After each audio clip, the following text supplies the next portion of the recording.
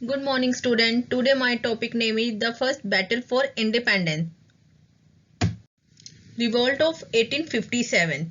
इसमें हम रिवोल्ट के नेचर के बारे में पढ़ेंगे। इसका नेचर कैसा था।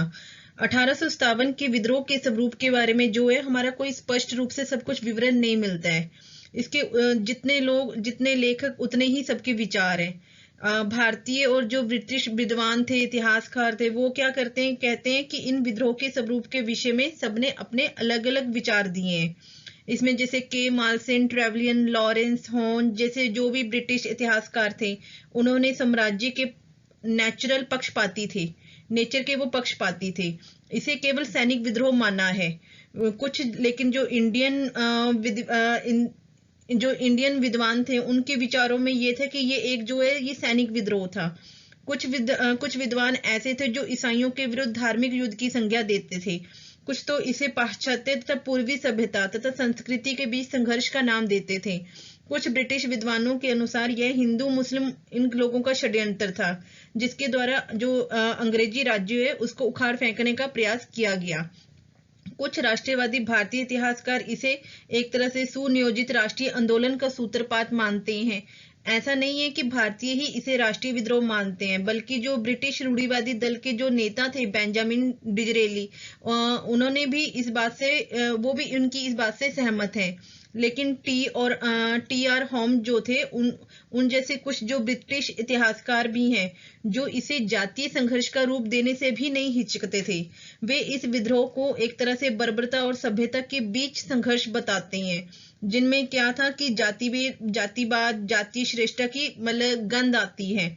दो आधुनिक विशिष्ट जो भारतीय इतिहासकार थे, डॉक्टर आर.सी. मजूमदार और डॉक्टर एम सेन, इनके जो आपस के जो विचार थे उनके विद्रोह को लेकर ही काफी मतभेद है। जो मजूमदार ने थे उन्होंने इसे स्वतंत्रता संग्राम मानने से ही इनकार किया है, क्योंकि वो क्या मानते थे कि जो ये विद्रोह है इसने भिन्न भिन्न स्थानों पर भिन्न भिन्न रूप अपना धारण किया है। जबकि जो डॉक्टर सेन थे वो इस आधार पर इस विद्रोह को स्वतंत्रता संग्राम मानने के लिए तैयार होते हैं, क्योंकि उनके अनुसार क्या है, जो ये क्रांतियां जितने भी हुई वो प्राय एक छोटे वर्ग से शुरू होती हैं, जिसमें जनता का समर्थन होता भी है और नहीं भी होता है। Causes of the revolt. इस रिवोल्ट के बहुत से कारण थे, जैसे economic, political, social, religious, administrative and immediate causes. Economic causes में क्या आ जाता है हमारा हाईली अनपॉपुलर रेवेन्यू सेटलमेंट। इसमें हमारे बहुत से भी कारण थे, जैसे ब्रिटिश शासन की जो भी शोषणकारी, दमनकारी जो भी इनकी आर्थिक नीतियां विद्रोह की जो थी प्रमुख कारणों में से एक थी। पैसा वसूलने के लिए जहां तक इन्होंने संभव हुआ भूमि व्यवस्था के नए नए उपाय ढूंढे गए। इन्होंने बहुत सारे जैसे पॉलिसीज लाए, ये अपने उसमें इन्होंने न्यू एक राजस्व व्यवस्था में किसानों के साथ एक बहुत बुरा व्यवहार किया। लगान की जो भी इनकी दरें थी इतनी बढ़ा दी कि जितनी उनके पूर्व किसी काल में थी ही नहीं। इसका रिजल्ट क्या हुआ कि जो किसान थे वो महाजनों के चंगुल में फंसते चले गए और उन्हें क्या हुआ, अपनी जमीनों से हाथ धोना पड़ा। जो इनाम में दान में दी हुई सभी जमीनें जो थी वो कंपनी ने क्या किया, अपने उसमें ले ली, जिसके कारण जो पुरोहित मौलवी लोग जिनको मतलब उनको अपनी आजीविका कमाने पर काफी मतलब उनको मुश्किलें उठानी पड़ी। अब ब्रिटिश शासन की जो जितनी भी ये इकोनॉमिक पॉलिसी थी ये क्या थी, भारतीय व्यापार एवं उद्योगों के विरुद्ध थी। ईस्ट इंडिया कंपनी के जो पॉलिटिकल इफेक्ट हैं उससे भारतीय हस्तशिल्प, हमारे कुटीर उद्योगों का जितना भी था सर्वनाश हो गया था। जो कारीगर एवं छोटे व्यवसायियों को मजदूरी करने के लिए भी मजबूर होना पड़ा। ईस्ट इंडिया कंपनी सरकार द्वारा खेती की ओर ध्यान न देने से कारण उनको भी काफी खाद्यान्न जो संकट उत्पन्न हो गया, जिसका रिजल्ट क्या हुआ कि अनेक जो भी लाखों लोग थे वो एक तरह से मतलब बेरोजगार हो गए। पॉलिटिकल कॉसेस में भी बहुत सारे, जैसे लॉर्ड वेस्ली की सब्सिडरी अलायंस की पॉलिसी होगी, लॉर्ड डलहौजी की डॉक्ट्राइन ऑफ लैप्स होगी, और भी मतलब कि जैसे ब्रिटिश शासकों की नीतियां होगी, जिसमें मतलब कि क्या था कि जो महान मुगल जो भी वंशज थे उनका एक महल किले से बाहर निकालना और उन्हें राजनीतिक कारणों में उनको तंग करना था। जो भी इनकी भारत में इन्होंने क्या किया, अपने सत्ता को बढ़ाने के लिए अंग्रेजों ने सहायक संधि, घेरे की नीति, कूटनीतिक चालों का इन्होंने इस्तेमाल किया, परंतु जो डलहौजी थे उनकी जो जब्ती वाला सिद्धांत, जो पॉलिसी की नीति थी उनकी, उन्होंने भारतीय शासकों को आंदोलित कर दिया। जैसे अवध के जो भी नवाब थे उनका सलाहकार जो अहमद अल्लाह, नाना साहब का भतीजा राव साहब, तात्या टोपे और रानी लक्ष्मीबाई आदि, जैसे ये सब उनके खिलाफ हो गए। एक और इन्होंने राजनीतिक कारण जो था वो भारत में ब्रिटिश शासन का स्वरूप जो था अनुपस्थित प्रभुसत्ता के रूप में होना भी था, जिसने अंग्रेजों के विरोध के लिए भारतीय जनमानस को काफी इनको प्रेरित किया। सोशल रिलीजियस कॉजेस, इसमें क्या था कि विजेता होने के कारण जो अंग्रेज थे वो शासक विजित भारतीयों के प्रति क्या था, दुर्भावनापूर्ण व्यवहार करते थे। इसके अतिरिक्त वे क्या करते थे, नस्ल भावना से भी वो काफी प्रेरित थे। वे भारतीयों को बड़ी नीच जैसे अपनी से नीची जाति का समझते थे। रेलवे, टेलीग्राफ जिसके आविष्कार, पश्चिमी शिक्षा का विस्तार, सती शिक्षा, ये चाइल्ड बच्चों की, छोटे बच्चों की हत्या जैसी प्रथाओं का कर हटाया जाना, 1856 ईस्वी में जो धार्मिक अक्षमताएं कानून द्वारा जो भी हिंदुत्व में धर्मांतरित व्यक्तियों के अधिकारों की रक्षा होगी, 1856 ईस्वी में ही जो हिंदू विधवा पुनर्विवाह कानूनों द्वारा विधवाओं के जो पुनर्विवाह को कानून संगत बनाया जाना, तथा कुछ ईसाई मिशनरियों द्वारा भारतीयों के धर्मों की आलोचना आदि से भी क्या हुआ, आदि से भी भारतीय समाज का जो अधिकांश हिस्सा जो था वो चिंतित हो गया। काफी भारतीयों में यह विश्वास बढ़ता ही जा रहा था कि जो अंग्रेज है वो उनके देश को भी मतलब कि अपने देश जैसा ही बनाने में लगे हुए हैं, और भारतीयों को क्या था, ईसाई बनाने की योजना बना रही हैं। तो परिणाम स्वरूप क्या हुआ, भारतीयों में ब्रिटिश शासन के विरुद्ध जो था वो विद्रोह काफी बढ़ गया। अब जैसे था इनका अंग्रेजों का एक उद्देश्य जो था वो भारतीयों को ईसाई बनाना भी था। मिशनरियों के धर्म परिवर्तन के रवैये तथा कुछ ब्रिटिश अधिकारियों के जो भी कार्यक्रम क्रियाकलापों ने क्या किया, भारतीयों के मन में यह डर पैदा कर दिया कि हमारा जो धर्म है वो खतरे में है। तो उन्होंने शारीरिक तथा राजनीतिक अन्याय सहन करना कई बार संभव हो सकता है, परंतु जो ये धार्मिक उत्पीड़न सहन बहुत कठिन होता है। तो उन्होंने अंग्रेजों के मंसूबों का कंपनी के अध्यक्ष जो मैंगल्ज के हाउस ऑफ कॉमन्स में दिए गए एक भाषण से स्पष्ट होता है कि उसने उसमें कहा था कि दैव योग से भारत का विस्तृत साम्राज्य जो ब्रिटेन को मिला है, ताकि ईसाई धर्म की पटाखा जो है वो भारत के एक छोर से दूसरे छोर तक फहरा सके। उन्होंने मूर्ति पूजा की आलोचना की जाती थी तथा हिंदू देवी देवताओं का उपहास उड़ाया जाता था। वीर सावरकर ने यह दर्शाया कि असैनिक और सैनिक जो है वो ऊंचे पदाधिकारी राम और मोहम्मद का भी मजाक उड़ाया करते थे। तो 1850 में पास किए गए जो धार्मिक अयोग्यता अधिनियम द्वारा जो हिंदू रीति रिवाजों में परिवर्तन लाया गया, इससे जो पुत्र को अपने पिता की संपत्ति से वंचित नहीं किया जा सकता था। इस कानून का मुख्य लाभ ईसाई बनने वालों को था, जिससे बहुसंख्यक हिंदुओं की नाराजगी जो थी लाजमी थी। Administrative causes, rampant corruption in the company's administration, especially at a lower level, example police, petty officials, no focus on Indian development. Immediate causes, 1857 का जो इमीडिएट कॉसेस था वो ये था कि 1856 में जो कंपनी थी, सरकार ने पुरानी लोहे वाली ब्राउन गैस की जो बंदूकों की जगह क्या किया, नए एनफील्ड राइफलों का प्रयोग निश्चय किया करना। बट इसके बाद शीघ्र ही ये एक तरह से अफवाह फैलेगी कि जो ये नई राइफलों में प्रयोग किए जाने वाले जो कारतूस हैं उनमें गाय और सुअर की चर्बी है, जिसका प्रयोग जो होता है उसे मुंह से खोलने पर या काटने पर किया जाता है। इन अफवाहों का जो है सच साबित होने पर हिंदू तथा मुसलमान सैनिकों ने समझा कि अंग्रेज जो है वो उनका धर्म भ्रष्ट करना चाहते हैं। तो जो ये था, ये सबसे विद्रोह का सबसे मेन इंपॉर्टेंट रीजन है। Leaders of the revolt, at Delhi the symbolic leadership was to the Mughal empire Bahadur Shah, but the real command जो थी वो जनरल भगत खान के हाथ में थी। कानपुर रोज अंडर जो था वो Nana Sahib, Tatya Tope, Azimullah Khan, sir Wheeler commanding the standard. Nana Sahib declared himself the Peshwa and Bahadur Shah as emperor of India. Begum Hazrat Mahal took over the reign of Lucknow and British Qadir, her son, was declared Nawab. Henry Lawrence, the British resident, was killed. At Bareilly, Khan Bahadur in Bihar, Kunwar Singh, Jamindar of Jagdishpur, and Maulvi Ahmadullah of Faridabad led the revolt at their respective places. Rani Lakshmibai, the most outstanding leader of the revolt, was driven out of Jhansi with the application of left doctrine as Lord Dalhousie, the Governor General refused to allow her adopted son to succeed to the throne. Causes of failure of the revolt. इस revolt के fail होने के बहुत से कारण थे, जैसे Bahadur Shah had gone old and weak, so unable to lead the revolt. और इसमें मतलब कि जैसे एकता का अभाव था लोगों में, शिक्षा भारतीयों का असहयोग था। आधुनिक जो भी शिक्षित भारतीयों ने भी विद्रोह को सहयोग इसलिए नहीं दिया क्योंकि उनके विचार में क्या था कि जो ये विद्रोह है वो एक तरह से जैसे अंग्रेजी लोगों के विरुद्ध है। ये शिक्षित वर्ग ब्रिटिश शिक्षा व्यवस्था की उपज था। अंत उनकी धारणा ये बन गई थी कि देश को आधुनिकीकरण की ओर अग्रसर करने में जो है वो अंग्रेज जो है वो अच्छा लीडरशिप कर रहे हैं।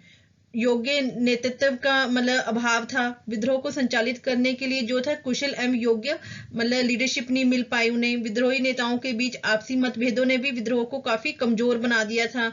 जैसे मुगल शासक एवं सेना प्रमुख में जो इनके आपस में विवाद होते थे, बेगम हजरत महल, मौलवी अहमदुल्ला का आपस में विवाद, नेताओं के स्वार्थ और संकीर्ण दृष्टिकोण ने जो इस रिवोल्ट की कमजोरियों को और भी उजागर किया।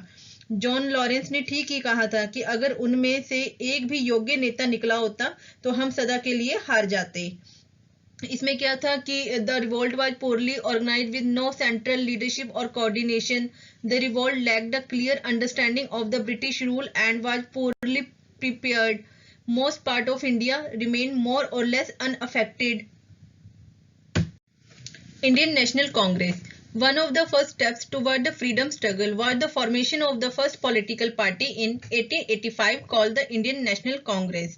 1885 small groups of Indians met in Bombay and formed the Indian National Congress. It did not immediately call for independence but for a share in the governing process. Had a problem due to religious differences between Muslims and Hindus members. जो Indian national Congress थी sought independence for all Indians regardless of class or religions, but its leaders were Hindus and not Muslims. इसमें ये जो थे ये reflected होते थे मोर Hindu concern से। Objectives of the Indian National Congress. The first session of the Indian National Congress was held in 1885. 1907 में क्या हुआ कि ये जो पार्टी थी टू पार्ट्स में डिवाइड होगी, एक्सट्रीमिस्ट एंड मॉडरेट्स में। जो एक्सट्रीमिस्ट सेक्शन था उसको लेड कर रहे थे बाल गंगाधर तिलक, इनके इसको गर्म दल भी कहा जाता था। इसके अदर मेंबर्स थे लाला लाजपत राय, विपिन चंद्र पाल, जिनका सब विश्वास था इमीडिएट एक्शन करने पर। They wanted the common people of India to become a part of the freedom movement as well. जबकि दूसरी तरफ जो मॉडरेट फैक्शन था वो उसको लेड कर रहे थे गोपाल कृष्ण गोखले, और इसमें सुरेंद्र नाथ बनर्जी एंड दादा भाई नौरोजी भी शामिल थे। इनके इसको दल को नरम दल के नाम से जाना जाता है। They believed in bringing about change through prayer and petitions. इसके अलावा भी इसके बहुत सारे उद्देश्य थे, जैसे कि देश के विभिन्न भागों में देश के हित व उसकी उन्नति में कार्यकर्ताओं में पारस्परिक संपर्क व भाईचारा का विकास करना, सभी देशभक्तों के बीच में एक मित्रतापूर्ण मेल मिलाप के द्वारा जातीय, धार्मिक और प्रांतीय विदेश जो भी उसमें प्रॉब्लम्स आ रही है उन सबको मिटाना, वर्तमान की जो महत्वपूर्ण सामाजिक समस्याओं पर शिक्षित वर्ग के विचारों का प्रामाणिक एक रिकॉर्ड रखना, उस कार्यक्रम एवं कार्यप्रणाली को निर्धारित करना जिसके अनुसार जो आने वाला टाइम है, आने वाले समय में सार्वजनिक हितों के लिए देश के राजनीतिज्ञ जो है वो परिश्रम करें। To train and organize public opinion in the country, to bring together leaders from different parts of the country, and to formulate popular demands and present them before the government, to promote and consolidate the feeling of national unity. The Bengal Partition. जो ये बंगाल का विभाजन हुआ, इसमें मतलब कि दिसंबर 1903 में ही अंग्रेजी सरकार ने बंगाल विभाजन की जो थी एक सार्वजनिक घोषणा कर दी थी। इसके पीछे जो सरकार थी वो ये अपना तर्क देती थी कि जो बंगाल है इसकी जो विशाल आबादी के कारण इसका प्रशासन का सुचारू रूप से इसको चलाना मुश्किल हो गया है। तो यद्यपि कुछ सीमा तक सरकार का ये तर्क जो था सही भी था, किंतु अंग्रेजों की जो वास्तविक मंशा थी, उनके मन में जो बात थी, उसका मुख्य उद्देश्य क्या था कि बंगाल को दुर्बल बनाना है, क्योंकि उस समय जो बंगाल था वो भारतीय राष्ट्रीयवाद का सबसे बड़ा मुख्य केंद्र बना हुआ था। वास्तव में जो 20वीं सदी में उत्पन्न हो रहे बंगाली राष्ट्रीयवाद को कमजोर करना उनका मुख्य उद्देश्य था, परंतु बंगाल विभाजन के वास्तविक आधार जो था वो कुछ और ही था। बंगाल विभाजन जो था मुख्यतः दो तरह उस पे किया गया था, एक भाषा के आधार पर और एक धर्म के आधार पर। भाषा के आधार पर इसमें बताया गया कि इसमें जो बंगाली भाषा है, भाषी बंगाल में ही अल्पसंख्यक बन गए, क्योंकि 1,70,00,000 लोग जो थे वो बंगाली भाषा बोलते थे, जबकि हिंदी और उड़िया बोलने वालों की जो संख्या थी वो 3,70,00,000 थी।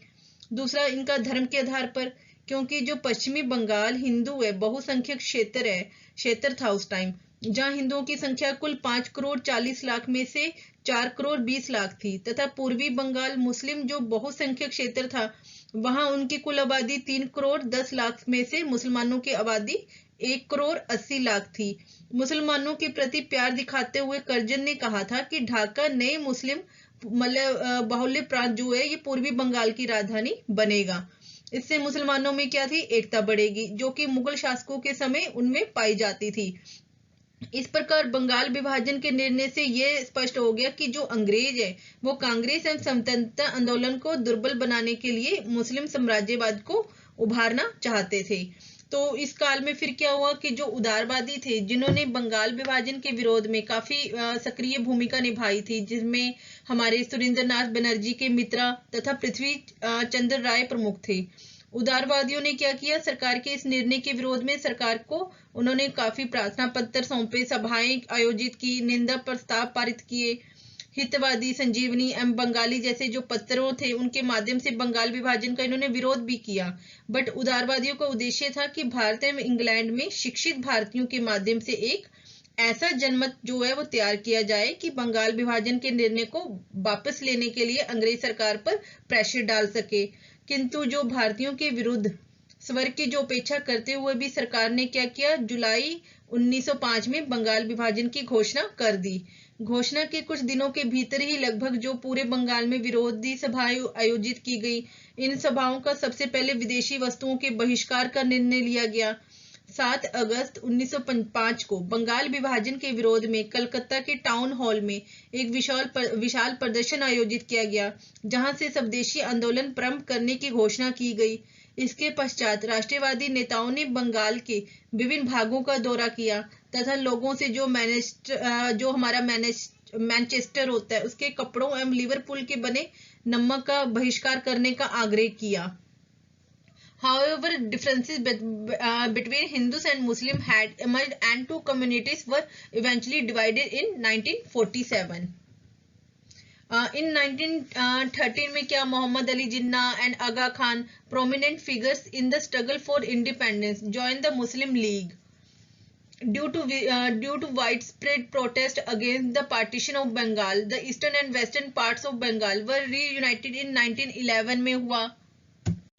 द स्वदेशी मूवमेंट, जो नामधारी संप्रदाय के दार्शनिक, सामाजिक सुधारक, संस्थापक श्री सतगुरु राम सिंह कुका को स्वदेशी आंदोलन शुरू करने का श्रेय दिया जाता है। ये एक पहले भारतीय थे जिन्होंने क्या किया था, जो ब्रिटिश में जो भी वस्तुएं थी उनका इन्होंने सबसे पहले इनको बहिष्कार किया, इनका बॉयकॉट किया। इन्होंने नामधारी संप्रदाय के लोगों को विदेशी सामान का बहिष्कार करने के लिए काफी प्रेरित किया था। उन्होंने भारत में बने कपड़े पहनने के लिए इन्होंने निर्देश दिया था। इन्होंने ब्रिटिश शैक्षणिक प्रणाली का भी बहिष्कार किया और बच्चों को ये जो ब्रिटिश विद्यालय हैं उनमें भाग लेने के लिए इनको प्रतिबंधित किया। स्वदेशी आंदोलन में न केवल विदेशी वस्तुओं अपितु जो सरकारी गवर्नमेंट स्कूल होते थे, नौकरी और अन्य सेवाओं का भी इन्होंने बहिष्कार किया गया था।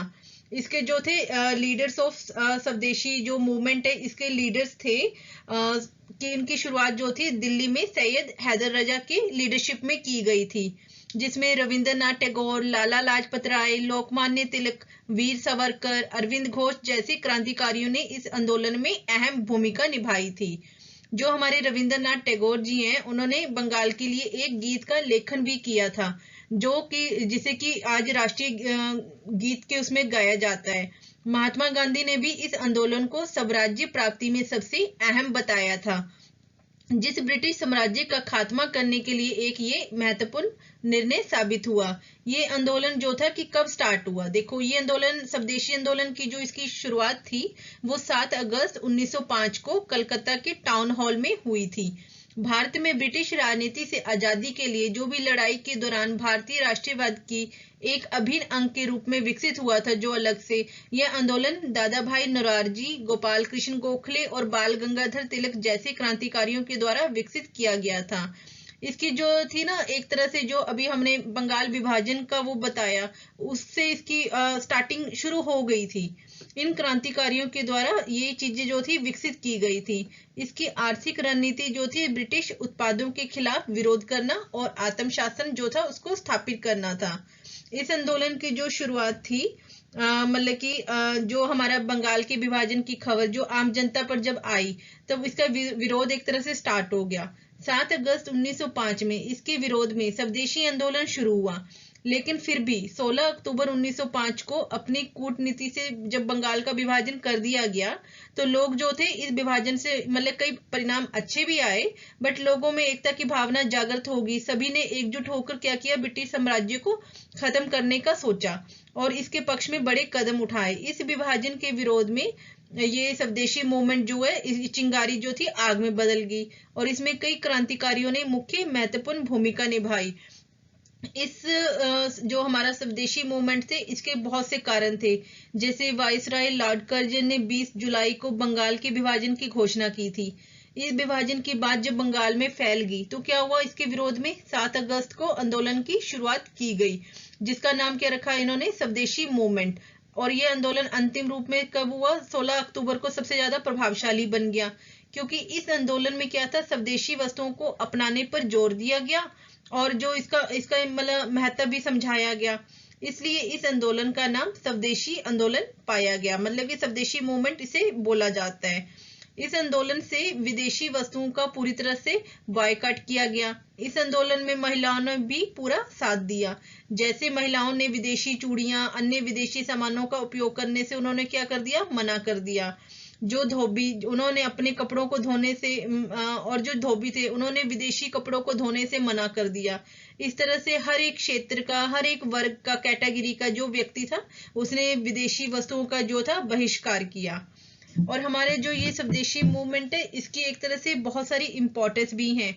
जैसे विदेशी वस्तुओं के इनके बायकॉट से स्वदेशी वस्तुओं की मांग में काफी बढ़ोतरी हुई। इससे जो भारतीय व्यवसाय था, आमदनी थी, इसमें भी काफी इजाफा हुआ, जिससे कई छोटे छोटे बड़े उद्योगों का निर्माण हुआ। इस आंदोलन से क्या हुआ, भारत की जनता में अपना एक आत्मनिर्भरता, आत्मशक्ति का भाव पैदा हो गया। स्वदेशी आंदोलन जो था ये बहुत ही कम समय में बहुत ज्यादा लोकप्रिय हो गया और देश के कई हिस्सों में इसका प्रभाव भी देखा गया। ये स्वदेशी आंदोलन की वजह से ही जो पार्ले जी बिस्कुट की शुरुआत हुई थी, 1929 में एक कंपनी आरंभ हुई जिसमें ऑरेंज कैंडी किस्पी नाम की टॉफी बनाई जाती थी। इस कंपनी ने जर्मनी से बिस्कुट बनाने की मशीन खरीदी और जो बिस्कुट बनना शुरू किया, यह आज भी पार्ले के नाम से प्रचलित है। जो अब देखो, स्वदेशी आंदोलन जो है इसके बहुत सारे इफेक्ट भी हुए।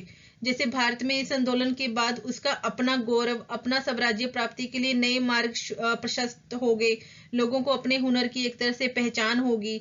गांधी जी ने जनता को यह बात समझाई कि भारत में जो बन रहा कच्चा माल है वो बहुत ही कम दाम में विदेश में निर्यात किया जाता है और इस कच्चे माल का उपयोग कर जो भी सामान तैयार होता है उसे बहुत मतलब ऊंचे दामों पर भारत भेजा जाता है। यह बात जब लोगों को समझाई तो हर व्यक्ति जो है, हर एक इंसान को ये बात समझ आ गई। विदेशी वस्तुओं के बहिष्कार से स्थानीय उद्योगों का विकास हुआ।